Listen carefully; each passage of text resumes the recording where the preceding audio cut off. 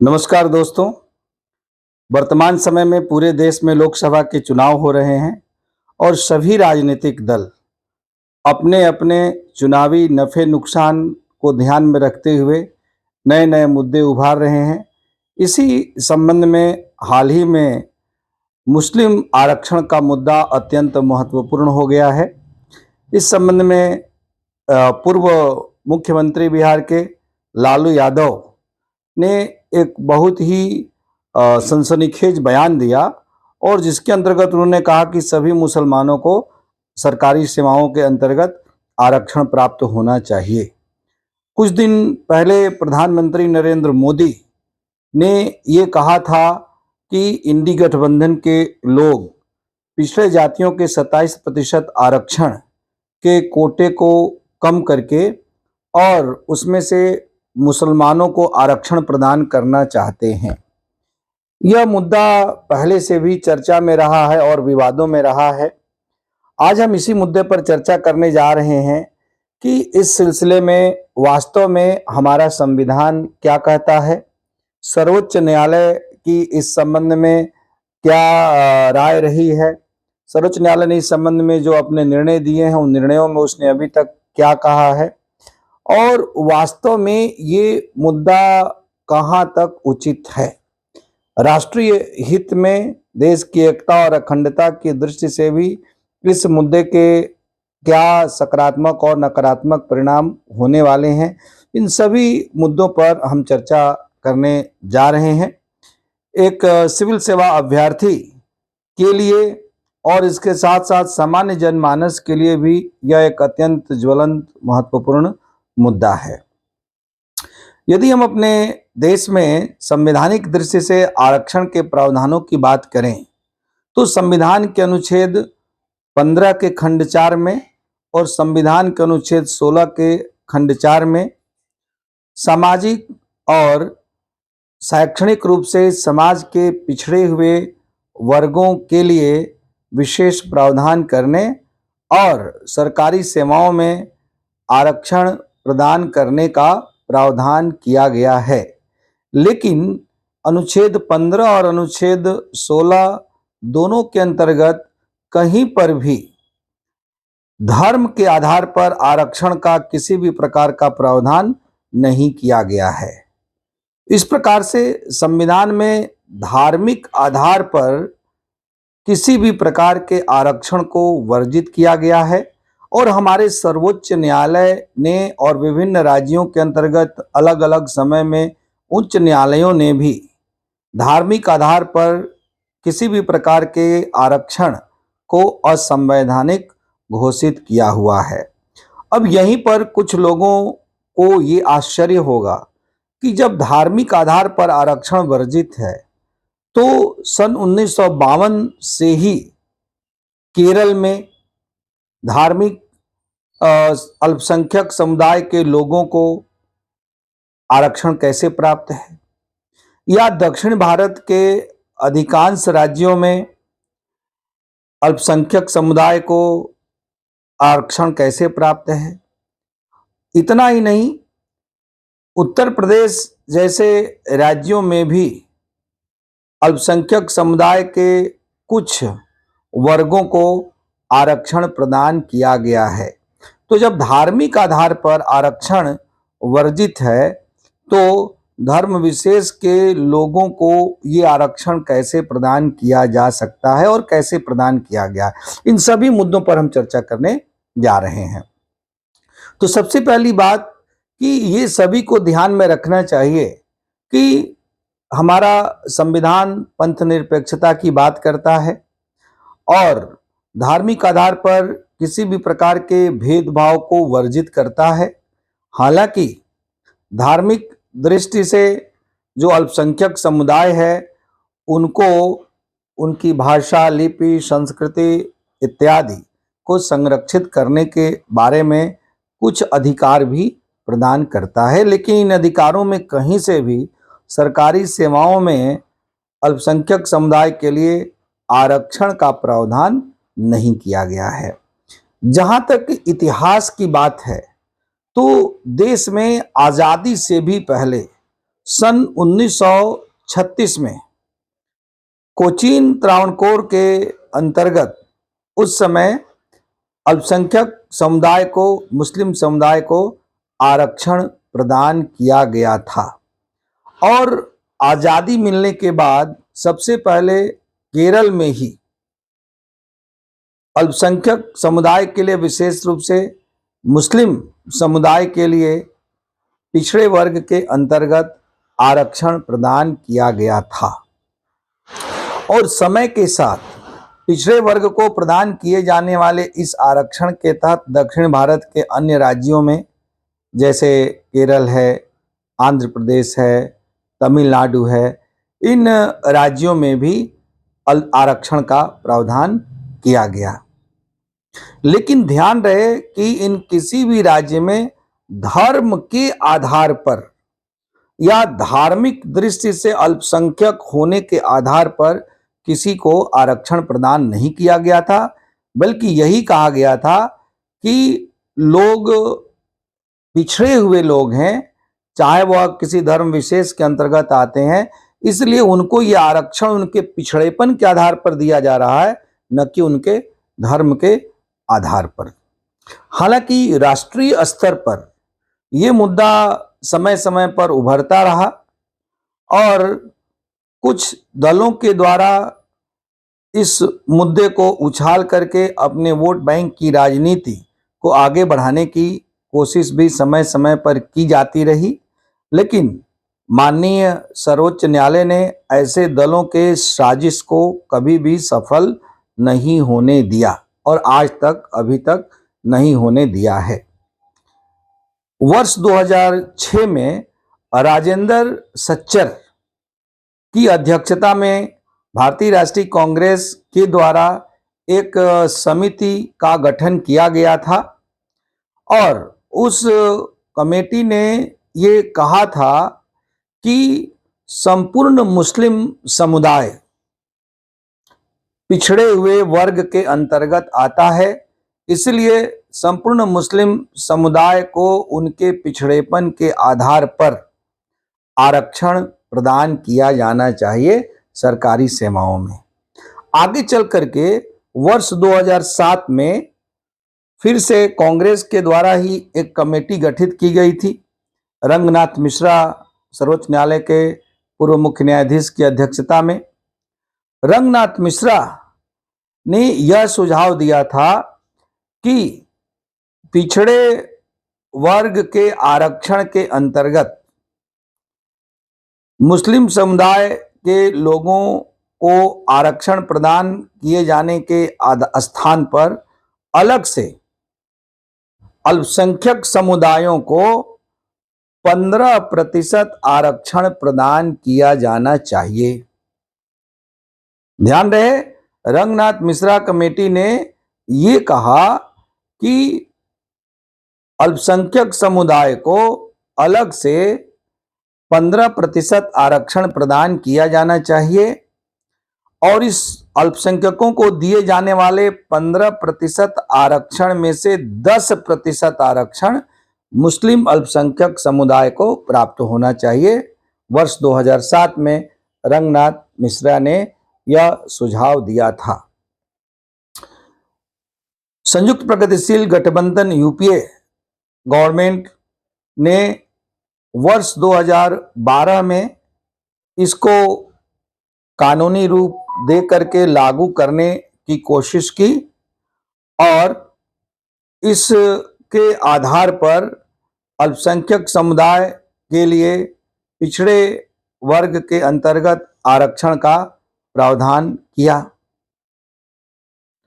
यह मामला सर्वोच्च न्यायालय में गया और सर्वोच्च न्यायालय ने पूरी तरह से इस पर रोक लगा दिया। तब से लेकर के अभी तक केंद्र सरकार के स्तर पर अल्पसंख्यक समुदाय के लिए उनके अल्पसंख्यक होने के आधार पर या उनके धार्मिक आधार पर किसी भी प्रकार का आरक्षण अभी तक प्रदान नहीं किया गया है। किसी राज्य के अंतर्गत भी किसी अल्पसंख्यक समुदाय को उनके अल्पसंख्यक होने या धर्म विशेष से संबंधित होने के आधार पर अर्थात धार्मिक आधार पर उनको आरक्षण प्रदान नहीं किया गया है। यहाँ हम स्पष्ट करते चलें कि मुस्लिम समुदाय को तमिलनाडु में, केरल में, आंध्र प्रदेश में, तेलंगाना में, इन सभी राज्यों में कहीं पर 4%, कहीं पर 5%, कहीं पर कोटा के भीतर कोटा, इस रूप में आरक्षण प्राप्त है। लेकिन वो सभी आरक्षण पिछड़े वर्ग के अंतर्गत प्रदान किया गया है। सर्वोच्च न्यायालय ने इंदिरा साहनी के केस में ये कहा था कि कोई पूरा का पूरा एक समुदाय या संपूर्ण वर्ग भी सामाजिक और आर्थिक रूप से पिछड़े हुए वर्ग के दायरे में आ सकता है और इस दृष्टि से संपूर्ण मुस्लिम समुदाय भी पिछड़े हुए वर्ग के अंतर्गत आ सकता है। इसी को आधार बना करके अभी कर्नाटका में जो कांग्रेस शासित नई सरकार गठित हुई तो उसके द्वारा वहां पर संपूर्ण मुस्लिम समुदाय को पिछड़ा हुआ वर्ग के अंतर्गत मानते हुए सामाजिक और शैक्षणिक पिछड़ेपन के आधार पर आरक्षण प्रदान किया गया है। संपूर्ण मुस्लिम समुदाय को ही कर्नाटक में सामाजिक और शैक्षणिक रूप से पिछड़ा हुआ वर्ग मान लिया गया और इस सामाजिक और शैक्षणिक पिछड़ेपन जिसका आधार संविधान के अनुच्छेद 16 के खंड 4 में उपलब्ध है, उसके आधार पर पूरे मुस्लिम समुदाय को आरक्षण प्रदान कर दिया गया। उसके अंतर्गत केवल क्रीमी लेयर का प्रावधान 2 ओबीसी रिजर्वेशन के लिए अपवाद के रूप में है। क्रीमी लेयर के तहत आने वाले जो मुसलमान होंगे केवल उनको ही ओबीसी रिजर्वेशन से बाहर रखा गया और शेष सभी मुसलमानों को आरक्षण प्रदान किया गया है। हालांकि उनके अंतर्गत भी उनकी कई कैटेगरियां बना दी गई हैं और उस कैटेगरी के अंतर्गत उनके कोटे के भीतर कोटा तय किया गया है। अब कर्नाटका में कांग्रेस सरकार ने यह व्यवस्था लागू की। वर्तमान समय में चुनाव चल रहे हैं। इंडी गठबंधन जिसमें प्रमुख घटक भारतीय राष्ट्रीय कांग्रेस ही है, उसके नेता राहुल गांधी ने स्पष्ट रूप से इस बात की घोषणा की कि हम आएंगे तो आरक्षण के प्रावधान को नए सिरे से लागू करने की कोशिश करेंगे और जो 50% आरक्षण की अधिकतम सीमा सर्वोच्च न्यायालय ने इंदिरा साहनी के मामले में निर्धारित की थी, उस सीमा को भी हम नहीं मानेंगे और इस सिलसिले में हम नई व्यवस्था करेंगे। और स्पष्ट है कि एक हिडन एजेंडा है आरक्षण के आधार पर अल्पसंख्यक समुदाय का ध्रुवीकरण करके उनका वोट हासिल करने की। यही कार्य आज 7 मई को लालू यादव ने पत्रकारों से बातचीत करने के दौरान कहा कि हम चाहते हैं कि संपूर्ण मुसलमानों को सरकारी सेवाओं के अंतर्गत आरक्षण प्राप्त हो। जैसे ही उन्होंने ये बात कही वैसे ही भारतीय जनता पार्टी ने इस मुद्दे का लाभ उठाना शुरू कर दिया और स्वयं प्रधानमंत्री नरेंद्र मोदी ने लालू यादव को कोट करते हुए कहा कि देखिए ये लोग पिछड़े वर्ग के 27% आरक्षण कोटे में मुस्लिम समुदाय को आरक्षण दे करके पिछड़े वर्ग के अधिकारों से उन्हें वंचित करना चाहते हैं और ये मुसलमानों को धर्म के आधार पर आरक्षण देना चाहते हैं। जब लालू यादव को ये एहसास हुआ कि उन्होंने जो बात कही वह स्वयं उनके ही राजनीतिक हितों के विरुद्ध जा सकती है, तो तुरंत लगभग 1 घंटे के भीतर ही उनका स्पष्टीकरण आया और उसमें उन्होंने कहा कि मैं धार्मिक आधार पर आरक्षण की बात नहीं कर रहा हूं, मैं पिछड़ेपन के आधार पर मुस्लिम आरक्षण की बात कर रहा हूं। उनको ये लग गया कि कहीं ऐसा ना हो कि उनके इस बयान की वजह से स्वयं पिछड़ा वर्ग, जो कि जिसका रहनुमा होने का वो विशेष रूप से दावा करते हैं, वही उनसे नाराज ना हो जाए। तो इस का खामियाजा भुगतना ना पड़े, इसके लिए उन्होंने जो है मामले को सल्टाने की कोशिश की और उन्होंने अपना स्पष्टीकरण दिया। लेकिन तब तक ये मामला बहुत तूल पकड़ चुका है। एक बात हम स्पष्ट कर दें कि पहली बात कि भारत के संविधान में वर्तमान समय में संशोधन किए बिना धार्मिक आधार पर किसी को भी, मुस्लिम ही नहीं, किसी भी धर्म के अनुयायी को धार्मिक आधार पर आरक्षण प्रदान नहीं किया जा सकता, पहली बात। दूसरी बात यह कि यह आरक्षण वर्तमान समय में संविधान के अंतर्गत केवल 3 आधारों पर उपलब्ध है। पहला, सामाजिक पिछड़ेपन के आधार पर। दूसरा, शैक्षणिक पिछड़ेपन के आधार पर। संविधान में मूल रूप से इन दोनों आधारों पर आरक्षण का प्रावधान था और आगे चल करके मोदी सरकार के अंतर्गत ही संविधान में अनुच्छेद 16 में ही संशोधन करके आर्थिक आधार पर भी पिछड़े हुए वर्गों के लिए, अर्थात जो लोग आर्थिक दृष्टि से कमजोर हैं, चाहे वो किसी भी जाति के अंतर्गत आते हों, उनके लिए आरक्षण का प्रावधान किया गया है। तो अभी भी धर्म के आधार पर संविधान के किसी भी अनुच्छेद में आरक्षण का कोई भी प्रावधान नहीं है।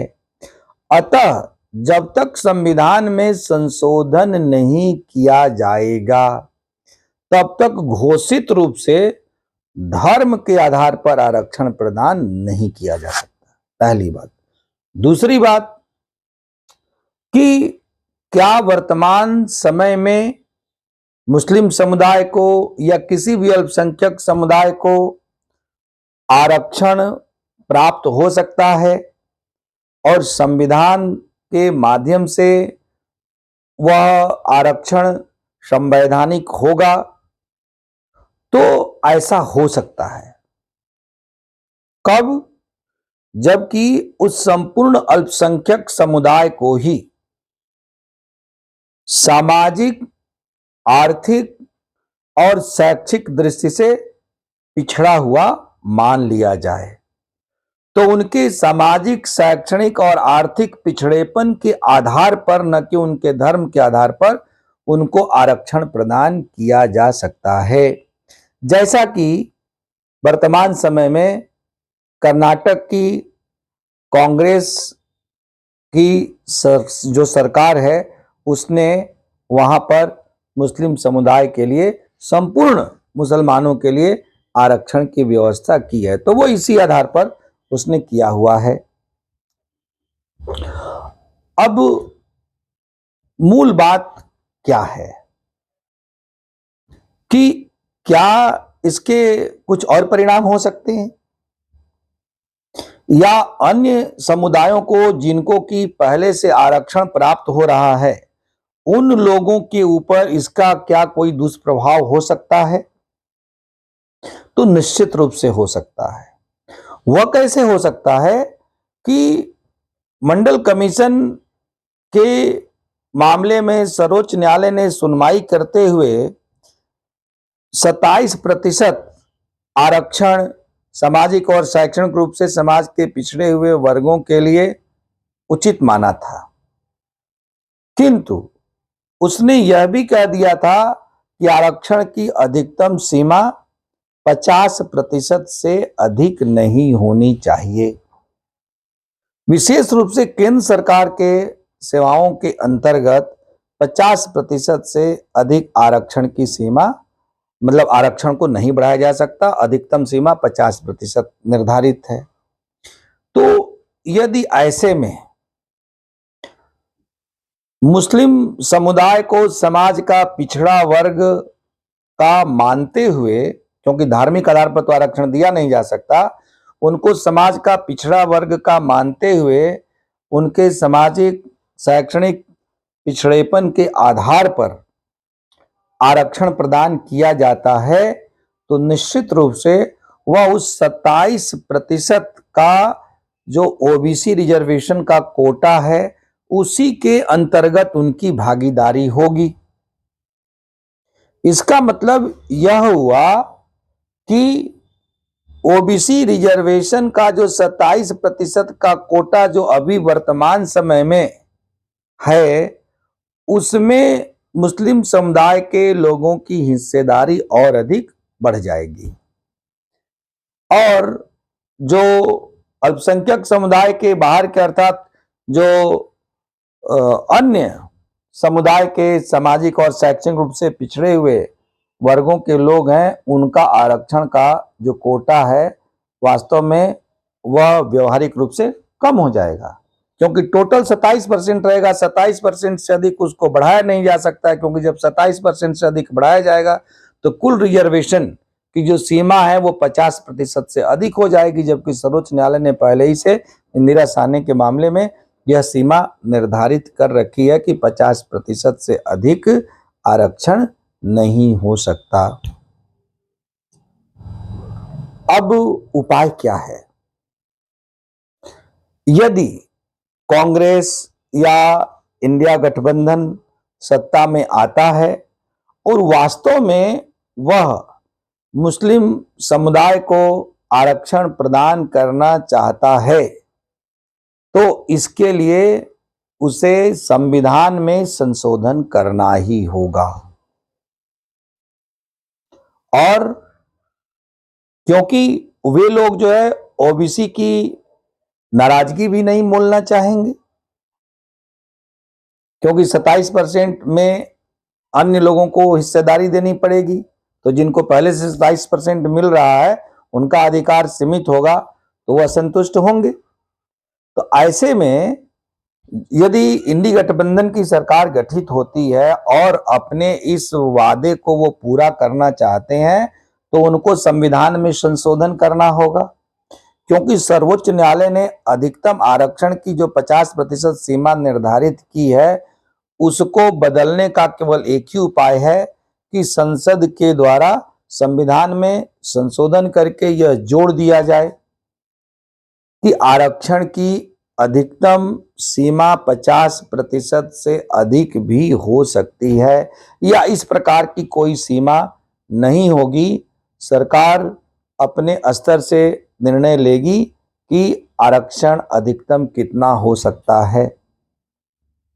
हम जानते हैं कि सर्वोच्च न्यायालय के फैसले को निष्प्रभावी बनाने के लिए संसद के पास यही उपाय है कि संसद उस संबंध में अपनी ओर से कोई नया कानून बनाए। तो संसद इस प्रकार का कोई नया कानून बना करके सर्वोच्च न्यायालय के उस फैसले के प्रभाव को समाप्त कर सकती है और 50% की अधिकतम आरक्षण की सीमा को समाप्त कर सकती है। तब आरक्षण 50% से अधिक होगा और उसके तहत मुस्लिम समुदाय को भी या अल्पसंख्यक समुदाय को भी आरक्षण अलग से दिया जा सकता है, यह कहते हुए कि ओबीसी का जो अनुपात है कुल जनसंख्या में 27% माना गया, इसलिए उनके लिए 27% आरक्षण दिया गया। तब मुस्लिम समुदाय को भी ओबीसी के अंतर्गत मान लेंगे तो अनुपात बढ़ जाएगा, तो उस बढ़े हुए अनुपात के हिसाब से इनका कोटा भी बढ़ना चाहिए। तो इस प्रकार से ओबीसी को भी संतुष्ट किया जा सकता है और मुस्लिम आरक्षण भी प्राप्त हो जाएगा।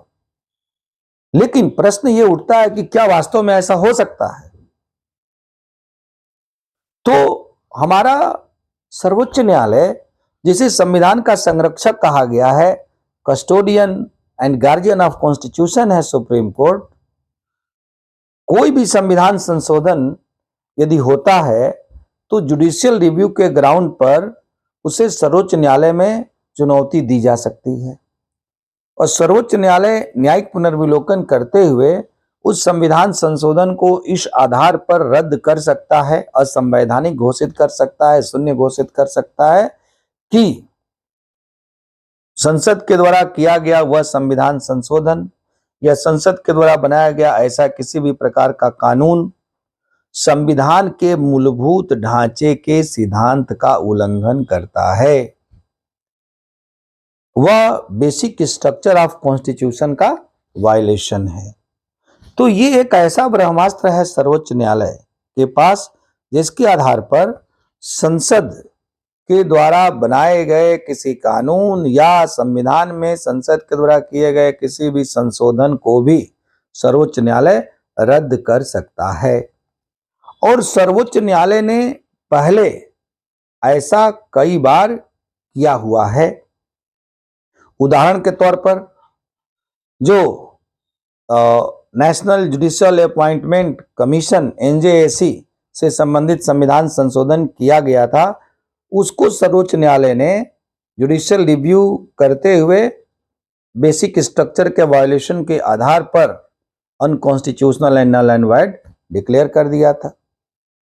तो यदि सर्वोच्च न्यायालय को ऐसा लगेगा कि आरक्षण की सीमा 50% से अधिक नहीं होनी चाहिए, क्योंकि ये 50% क्यों कहा था सर्वोच्च न्यायालय ने? सर्वोच्च न्यायालय ने कहा था कि दोनों चीजें जरूरी हैं। एक और तो हमें लोक सेवाओं की योग्यता, गुणवत्ता और क्षमता से भी किसी भी प्रकार का समझौता नहीं करना है और दूसरी ओर सामाजिक न्याय को भी सुनिश्चित करना है।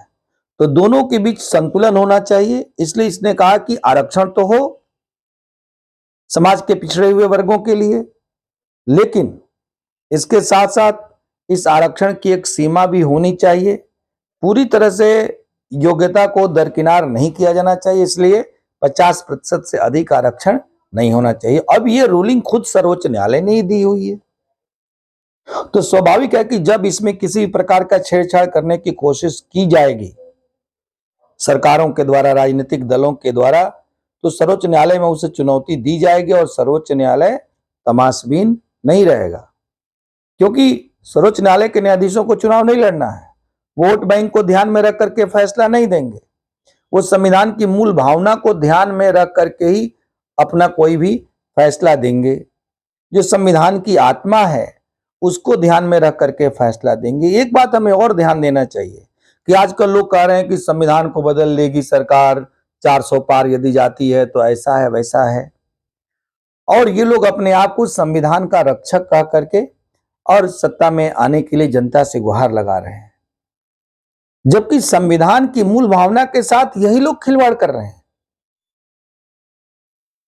जब हमारा संविधान बन रहा था, डॉक्टर BR अम्बेडकर और तमाम लोग थे जो निष्पक्ष थे और समाज के कमजोर वर्गों के हितैषी थे, जनहित में निर्णय लेने वाले थे। तो यदि धार्मिक अल्पसंख्यक समुदाय को आरक्षण दिया जाना उतना ही उचित और आवश्यक और न्याय संगत होता, तो क्या वे लोग इसके अंतर्गत संविधान में उनके लिए प्रावधान नहीं किए होते? उस समय नहीं किया गया, इसका मतलब कि उसकी आवश्यकता नहीं थी। लेकिन आज बार बार हर बात में बाबा साहब भीमराव अंबेडकर की कसम खाने वाले ये राजनीतिक नेता खुद बाबा साहब भीमराव अंबेडकर के द्वारा बनाए गए उस संविधान और उसकी मूल भावना का ही मजाक उड़ा रहे हैं इस मुस्लिम आरक्षण के लिए। इससे बड़ी दुखद बात क्या हो सकती है? स्पष्ट है कि कौन संविधान के साथ खिलवाड़ करना चाहता है, कौन संविधान को बदलना चाहता है और किन लोगों से संविधान की रक्षा करने की आवश्यकता है। इस बारे में कुछ भी कहना अब शेष नहीं रह जाता है। आशा है आपको ये वीडियो अच्छा लगा होगा। आप सबसे आग्रह है कि आप इस चैनल को, हमारे एक्सीलेंट IAS एकेडमी के इस चैनल को अधिक से अधिक सब्सक्राइब करें और किसी भी सार्वजनिक विषय पर यदि आप निरक्षर विवेक के साथ कुछ वीडियो चाहते हैं तो आप जो है कमेंट बॉक्स में उसको लिख करके हमें बता भी सकते हैं। धन्यवाद।